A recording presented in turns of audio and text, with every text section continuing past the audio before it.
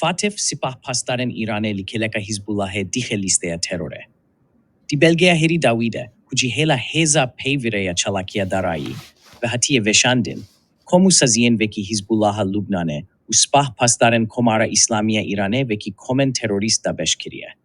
Di rapora herî dawiya komê de li ser finansekirina terorîzmê, Hizbullaha Lubnanê vekî komeke terorîst hatiye ragihandin. Hêza Kudseya sipah pasdaran jî vekî piştgirek komen terorîst hatiye destnîşankirin.